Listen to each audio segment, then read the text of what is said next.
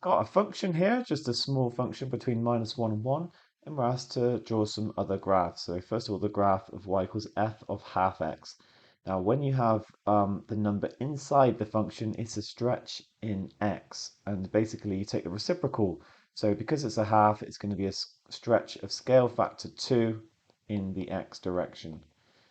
So this point is going to go to here, the 0 point is going to stay where it is, and this point here is going to go to here. So that's going to be our new graph.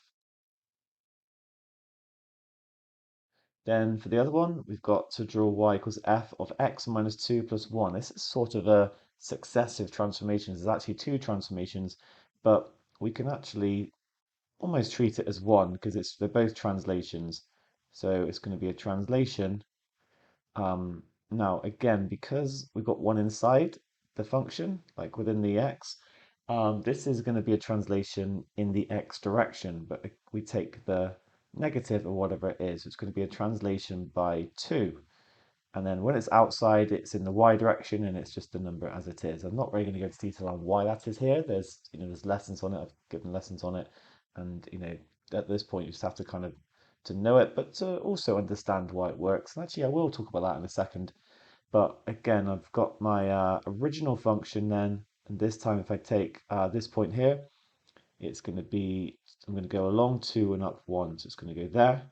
The same with 0, along 2 and up 1, and along 2 and up 1. So we're going to get this red function going on.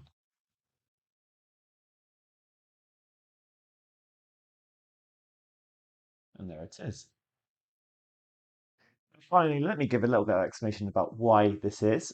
So if we look at f of half x, when we put in 2 now, we're going to get, for x that is, so maybe let me do that again here, then we're going to get f of 1. So basically f of 2 of the new function is going to be where f of 1 was, which is why basically it stretches to there. When we put in 0, it's going to just stay the same. F of 0 remains f of 0, so it kind of just goes towards itself. And then I'm just picking a couple of points. So f of, if I put in half times -2, so x is now -2, I'm going to get f of -1. So basically what did give us this point here is now going to give us that point here there. So that's a bit of an explanation about why basically it does the opposite, because we're now halving something, so we basically have to times by a larger x value. That's why it stretches by a factor 2. Similar sort of thing goes on with the other function. So actually, whatever we get for our function, we're going to add 1 to it. That's why we get this translation in the y direction. That explains that. So if we pick this point here, it's going to go up.